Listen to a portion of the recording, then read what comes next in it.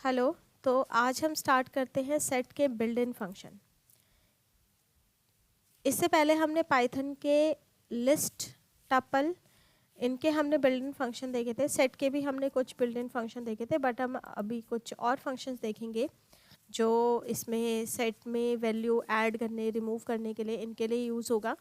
तो चलिए इनको करके देखेंगे। हमारे पास कुछ नंबर ऑफ़ फंक्शंस हैं जिसमें से कुछ हम पहले भी कर चुके हैं, बट कोई बात नहीं, हम दोबारा स्टार्ट कर लेते हैं। तो हमें करना है, चलिए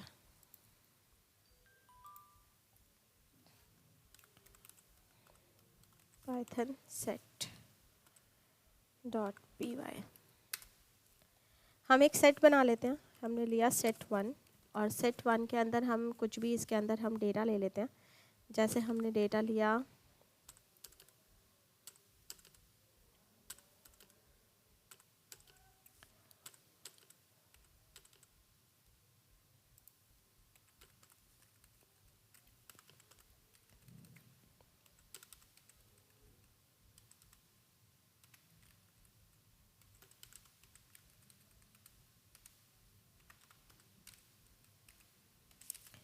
हमने एक सेट लिया और सेट के अंदर हमने डेज के नाम लिख दिए, ठीक है। और अब हम इस सेट को प्रिंट कराते हैं। सेट 1 आउटपुट चेक करो, तो ये हमारा डेटा जो है प्रिंट कर रहा है सेट का।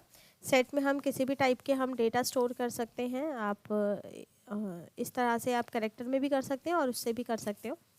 नेक्स्ट इसमें आता है सेट में ऐड हमारा फंक्शन होता है कि इसमें आप कुछ डेटा अगर आपको ऐड करना हो, it add an item to the set, it has the no effect if the set item is already present in the set. यानी कि अगर जो आप डेटा ऐड कर रहे हो अगर वो पहले से है तो वो ऐड नहीं करेगा, ठीक है। और अगर आप कुछ नया डेटा ऐड कर रहे हो तो वो ऐड कर देगा। तो चलिए दोनों तरह से हम करके देखते हैं। तो सेट 1 डॉट ऐड, हम ऐड करते हैं संडे, ठीक है। और फिर हम प्रिंट कराएंगे सेट 1 को।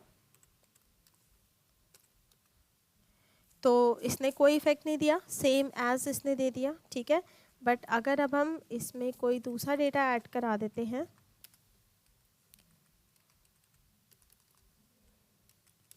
डेज, तो ये क्या कर रहा है, ये उसको ऐड कर रहा है और ऐड करके उसने डेटा को ऐड कर दिया।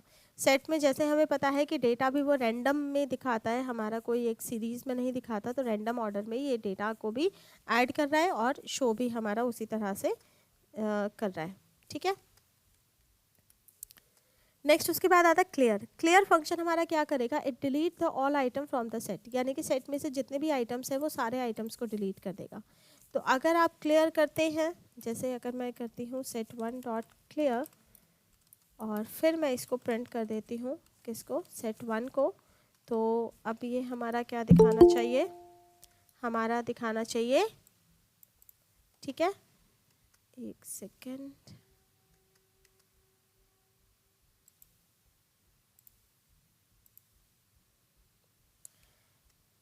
हाँ जी। तो सेट वन करेंगे, सेट 1 डॉट क्लियर, ठीक है। क्लियर करके सेट 1 को हम प्रिंट करते हैं।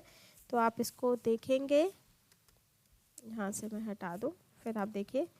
तो ये क्या कर रहा है, ये खाली हमें एम्प्टी सेट हमें ये रिटर्न कर रहा है।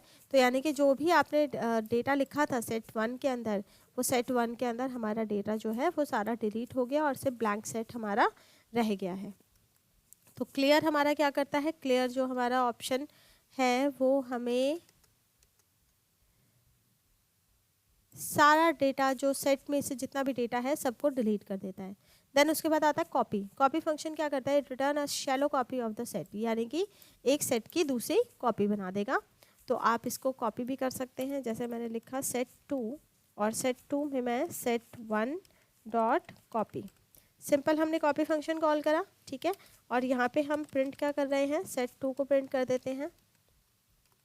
सेट 2 को प्रिंट करके आप इसको चेक करेंगे तो यहाँ पे हमारा क्या है, सेट 2 ब्लैंक आ रहा है। एक्चुअली हम ये जो हमने क्लियर करा है, इस क्लियर को हम कमेंट कर देते हैं क्योंकि अब बिल्कुल ही क्लियर हो गया हमारा डेटा।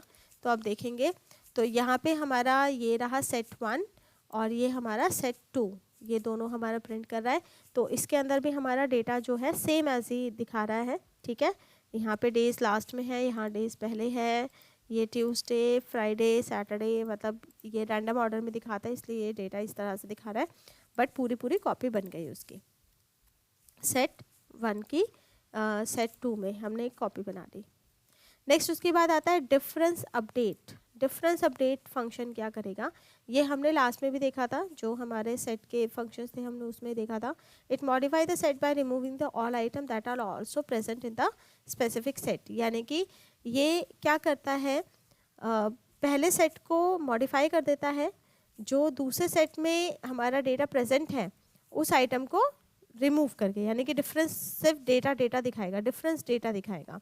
तो यहाँ पे हम एक काम करते हैं कि सेट 1 में हमने ऐड कर दिया, और ये जो सेट 2 की कॉपी है इसको हम पहले ही सेट 2 में हम कर देते हैं, मतलब यहाँ से सेट 1 इसके बाद, ठीक है। तो अब हमने क्या कर दिया, यानी कि जो सेट 1 में है वो अलग से हमारे पास डेज है, ठीक है, डेज हमारा अलग से आ गया। तो अब मुझे इसमें ये दिखाना है कि हमारे पास क्या है फंक्शन डिफरेंस अपडेट। तो डिफरेंस अपडेट कर देते हैं set 1 dot difference update set 2। Then हम प्रिंट कर लेते हैं सेट 1 को और सेट 2 को, दोनों को ही प्रिंट कर लेते हैं। सेव करेंगे, देन चेक करेंगे। तो अब हमारा क्या दिखा रहा है कि जो हमारा डे 1 है उसके अंदर सिर्फ क्या आया, सिर्फ डेज आया, यानी कि दोनों का जो कॉमन डेटा था उसने डिलीट कर दिया और सेट 1 को अपडेट कर दिया, ठीक है। तो सेट 1 को अपडेट कर दिया और जो जो सिर्फ डिफरेंस था सिर्फ डिफरेंस दिखाया इसने। तो इस तरह से सेट 1 डिफरेंस अपडेट है, डिफरेंस करके देन वो भी दिखा देता है।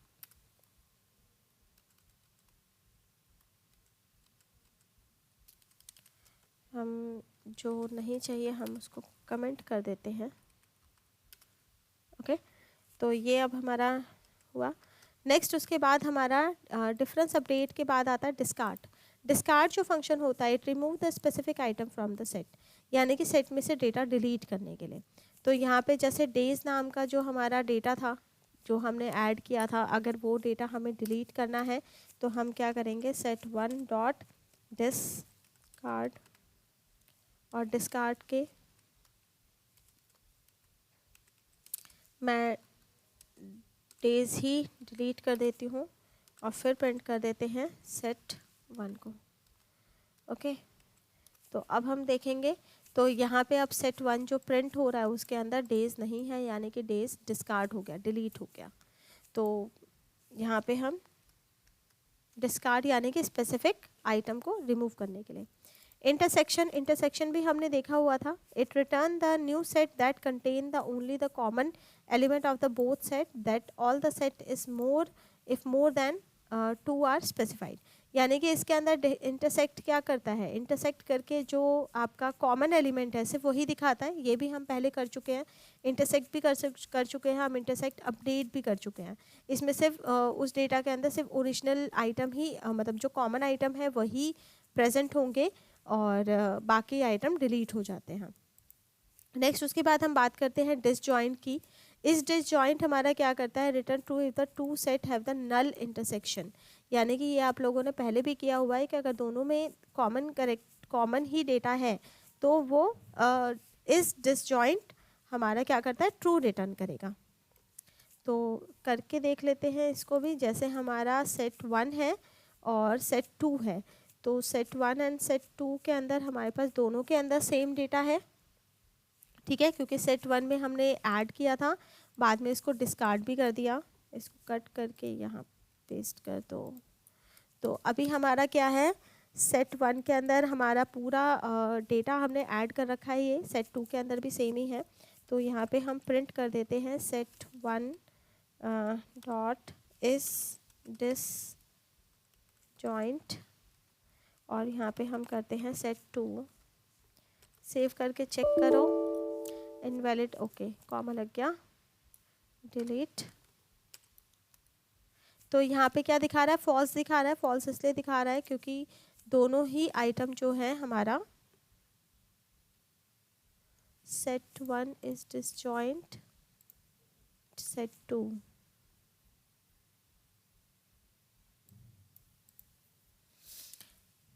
Return true if the two set have the null intersection. तो नल इंटरसेक्शन ही तो होगा, सेट 2 प्रिंट करा, सेट 1 प्रिंट करा।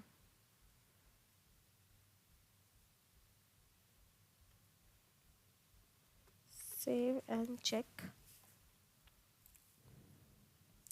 दोनों में सेम कॉमन डेटा है, देन फिर भी ये फॉल दे रहा है, फॉल्स ट्रू आना चाहिए।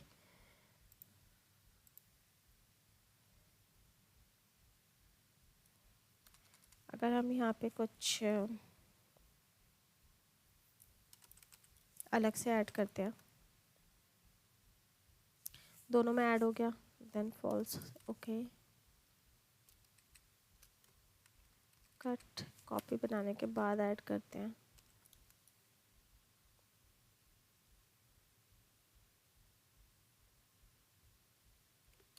इस डिसजॉइंट हमारा फॉल्स क्यों दे रहा है?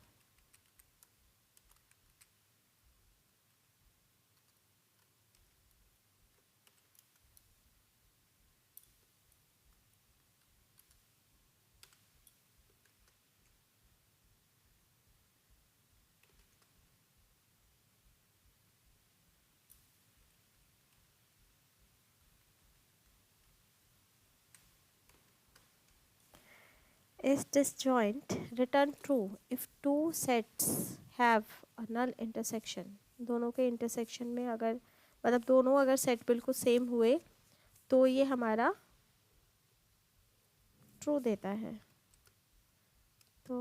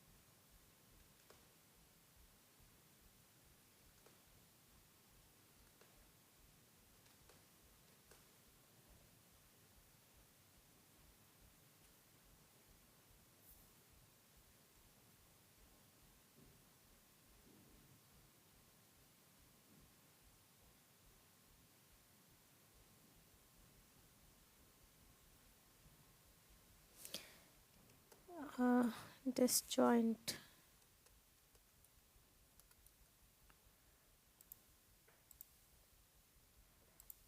अगर हम सेट 1 में हम कुछ ऐड कर रहे हैं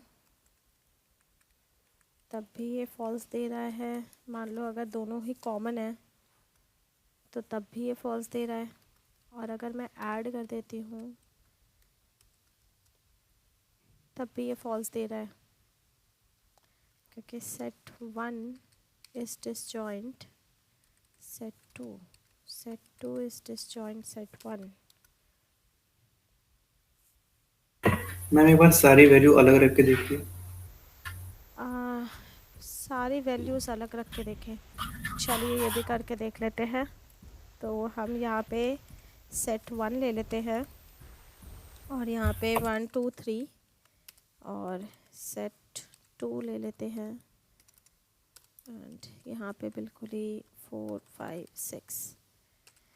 चलो ये करके देखते हैं। हमने दोनों सेट लिए, दोनों में अलग अलग वैल्यूज़ ले ली, तो ये ट्रू दिखा रहा है, ठीक है।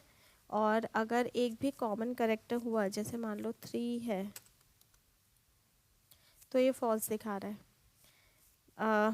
बेसिकली इस डिसजॉइंट बिल्कुल ठीक, क्योंकि ये अगर दोनों ही में कुछ भी अगर कॉमन मिलता है तो ये क्या करेगा, ये फॉल्स दिखा देगा। अगर कॉमन करेक्टर अगर कुछ भी मिलता है इसको, तो यही है इस disjoint return the true if the two set have the null intersection, यानी कि नल इंटरसेक्शन है बिल्कुल। अगर इंटरसेक्शन अगर कर रहे हैं यानी कि दोनों में एक भी कॉमन एलिमेंट नहीं होना चाहिए, तो ये आपका डिसजॉइंट जो है ट्रू दिखाएगा। नेक्स्ट उसके बाद आता है इस सबसेट। इस सबसेट का मतलब होता है, ये भी हमने करके देखा था वैसे तो, सुपर सेट एंड सबसेट। तो सुपर सेट सबसेट होता है, सुपर सेट का मतलब होता है कि अगर एक सेट का डेटा दूसरे सेट के अंदर अगर मिल जाता है, सारा डेटा मिल जाता है, तो सुपर सेट हमारा क्या है, ट्रू होता है, ठीक है। तो यहाँ पे हम सुपर सेट का अगर हम देखें तो यहाँ से हम ये कर लेते हैं कि हमारे पास दो कॉपी है, एक है सेट 1 और एक है सेट 2, ठीक है।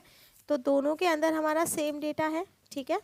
तो सेट 1 जो है वो हमारा सुपर सेट है किसका, सेट 2 का। इस सुपर सेट, क्या वो सुपर सेट है? तो प्रिंट करेंगे हम इसको और अब हम चेक करेंगे, क्योंकि दोनों में सेम डेटा है। तो यहाँ से ये कर रहा है ट्रू, यानी कि इस सुपर सेट, यानी कि सेम डेटा जो है दूसरे सेट पे हमें मिल रहा है, तो वो सुपर सेट हो गया। और इसी तरह से अगर हम सबसेट की बात करें तो सबसेट भी हो जाएगा। अगर सबसेट, तो सबसेट में भी ट्रू दिखा रहा है, क्योंकि दोनों में हमारे क्या है, कॉमन एलिमेंट है, दोनों में ही एक जैसा डेटा है। अगर एक जैसा डेटा नहीं होता है तो हम क्या कर सकते हैं, तो हम क्या करेंगे इसके अंदर कि जो हमारा सेट 2 है, यहाँ पे हम सेट 2 के अंदर कुछ और डेटा डाल देते हैं। डेटा ही हमने चेंज कर दिया बिल्कुल ही, तो सुपर सेट या सबसेट दोनों में बिल्कुल ही फॉल्स दिखाएगा, ठीक है, क्योंकि दोनों का ही डेटा हमारा बिल्कुल ही मैच नहीं कर रहा है, ठीक है। तो यहाँ पे हम क्या करेंगे, हम कुछ एक डेटा हम मैच करा लेते हैं।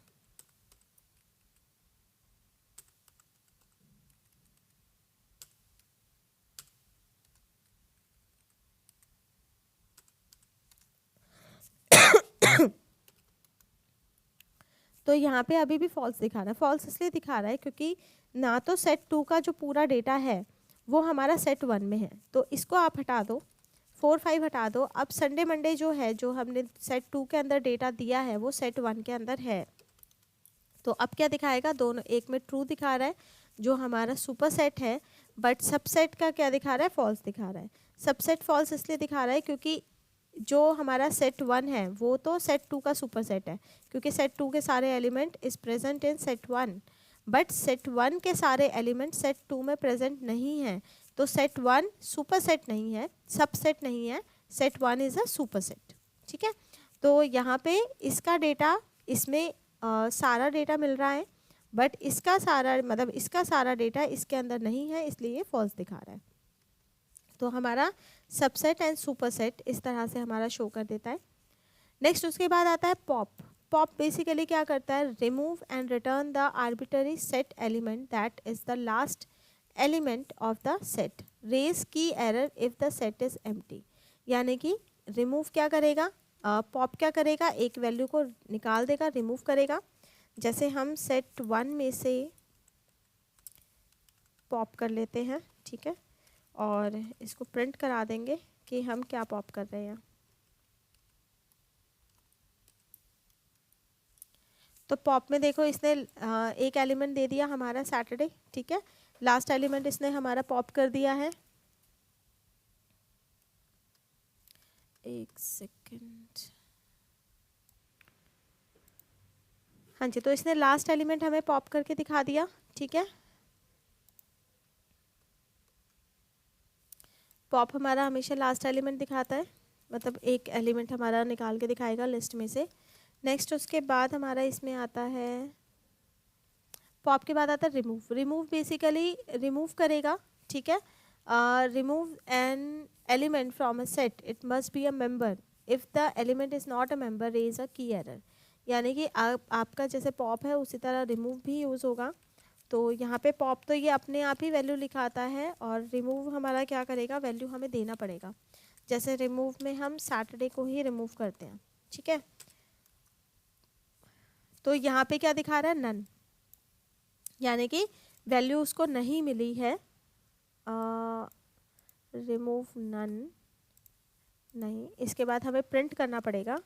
हम प्रिंट करते हैं सेट 1 को, ठीक है, सेट 1।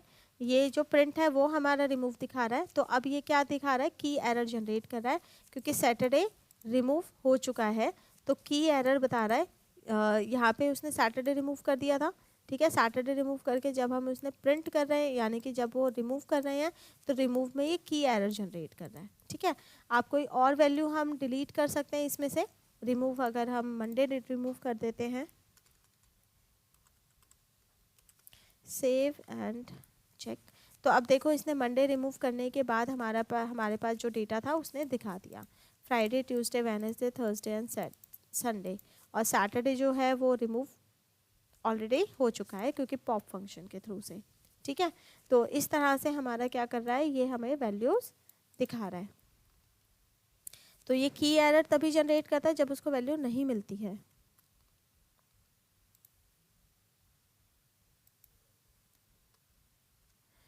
नेक्स्ट उसके बाद आता है सिमेट्रिक डिफरेंस। वैसे सिमेट्रिक डिफरेंस भी हम कर चुके हैं कि remove an element from a set, it must be a member, if the element is not a member raise a key error. यानी कि रिमूव करेगा एलिमेंट जो उसका हमारा मतलब बेसिकली ये जो डिफरेंस है, सिमेट्रिक डिफरेंस, डिफरेंस दिखाएगा, दोनों के बीच में जो डिफरेंस वैल्यू होगी उसको शो करता है, ठीक है। और सिमेट्रिक डिफरेंस अपडेट क्या करता है, ये भी हम कर चुके हैं। इसमें अपडेट के अंदर फर्स्ट सेट के अंदर सारा डेटा डिलीट कर देगा, सिर्फ जो डिफरेंस होगा सिर्फ वही दिखाएगा। नेक्स्ट उसके बाद हम यूनियन भी कर चुके हैं। यूनियन हमारा दो सेट को मिला के एक नया सेट हमारा बना देता है, यूनियन करता है वो। आप इसको कर सकते हैं, जैसे हमारा सेट 2 है तो यहाँ से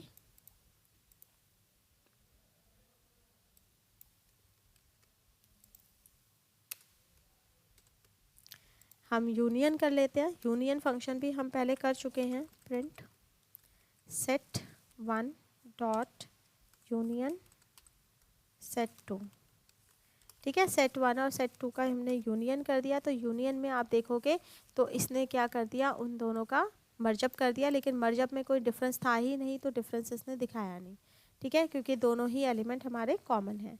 अगर इसके अंदर अगर हम कुछ और एलिमेंट दे देते हैं, अब इसको करके देखो तो इसने यूनियन कर दिया। यूनियन के बाद जो हमारा नेक्स्ट इसके अंदर आता है वो आता है अपडेट। अपडेट फंक्शन क्या करते हैं, update a set with the union of itself and others. यानी कि अपडेट फंक्शन भी अपने ही आप से या दूसरे सेट से भी यूनियन ही परफॉर्म करते हैं, और यूनियन करके वो अपडेट कर देगा। तो अगर आप इसको अपडेट को देखना चाहें तो हम यहाँ पे अपडेट भी कर देते हैं, print set 1 dot update set 2, तो अपडेट में ये क्या कर रहा है, नन कर रहा है, क्योंकि कोई चेंजेस ही नहीं थे, ठीक है, मर्ज ऑलरेडी ये हो चुका है। तो इस लाइन को अगर हम इसको हटा देते हैं, मतलब कमेंट बना देते हैं, तो फिर आप देखेंगे तो अभी ये क्या दिखा रहा है, इसने कोई भी अपडेट नहीं करा है। अपडेट करने के बाद हमें यहाँ पे प्रिंट करना है बेसिकली किसको, set1 को, क्योंकि ये हमारा अपडेट कर चुका है set1 में। तो अब देखो set1 के अंदर ऑलरेडी डेटा अपडेट हो चुका है। तो डेटा अपडेट करने के बाद इसने set1 एंड set2 के डेटा को मर्ज करके इसने अपडेट कर दिया। तो अपडेट फंक्शन में भी जस्ट यूनियन ही होता है, जैसे आप यूनियन करते हैं, बट यूनियन में एक थर्ड आपका एक नया सेट आपका क्रिएट हो जाता है। set1 के अंदर चेंजेस नहीं होते, बट अपडेट के अंदर set1 के अंदर ही चेंजेस हो जाते हैं। जो यूनियन टास्क होता है वो इसी के अंदर ही अपडेट होके परफॉर्म हो जाता है। तो ये आपके सेट के हमारे कुछ प्री डिफाइंड फंक्शंस थे जो हम इनको यूज़ कर रहे हैं, ठीक है। पॉप है, रिमूव है, और बाकी ये सिमेट्रिक डिफरेंस वगैरह ये सब तो आपने पहले भी पढ़ा हुआ है, मैंने लास्ट वीडियो में भी आपको बताया था। तो ये हो गए हमारे सेट से रिलेटेड सारे फंक्शंस।